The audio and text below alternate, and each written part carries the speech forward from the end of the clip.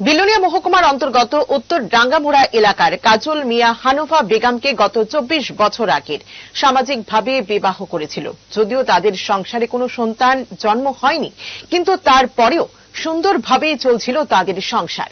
হঠাৎ করে কাজল মিয়ার স্ত্রী হানুফা বেগম পরকীয়া প্রেমে লিপ্ত হয়ে পড়েন বলে অভিযোগ। গত 1.5 মাস আগে দক্ষিণ রাঙ্গামুড়া এলাকার জাহির মিয়ার হাত ধরে পালিয়ে যায় হানুফা বেগম। শুধু তাই নয়, পালিয়ে যাওয়ার সময় ঘর থেকে নগদ অর্থ এবং স্বর্ণালংকার নিয়ে যায়।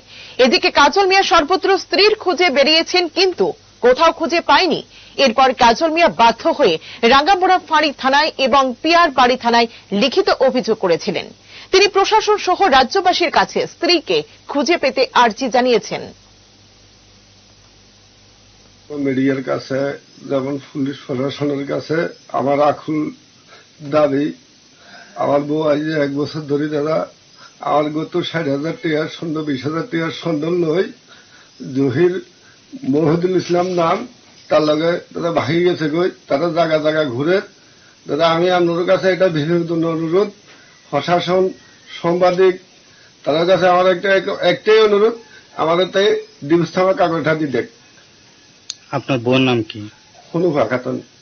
আপনার কি সন্তান আছিল? না দাদা, আমার সন্তান টন্তান নাই। আমার 24 বছর সংসার করছি, আমার 2টা বাচ্চা নষ্ট হয়েছে। যে বাচ্চা কার দাদা আমি জানি না। ধনসম্পদের উৎসব ধনতেরাস ও দীপাবলি। স্বর্ণকমল জুয়েলার্সে ধনতেরাস ধনসমৃদ্ধি শুরু হতে চলছে 22 অক্টোবর থেকে 2রা নভেম্বর পর্যন্ত, যেখানে থাকবে বাম্পার লাকি ড্রতে 1 লক্ষ টাকার হীরের গয়না, মেগা লাকি ড্র ও প্রতিদিনের লাকি ড্র। সোনার গহনা ও হীরের গহনার মজুরিতে বিশেষ ছাড়। ধনতেরাসে হীরের গহনার বিশেষ প্রদর্শনী। প্রতিটি কেনাকাটায় স্বর্ণমুদ্রার সাথে পুরাতন গয়নার পরিবর্তে নতুন হলমার্কযুক্ত গয়নার কেনাকাটার সুবর্ণ সুযোগ। স্বর্ণ সমৃদ্ধিতে এই ধনতেরাসে আপনার সংসার হোক আলোকিত।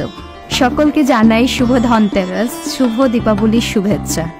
নমস্কার।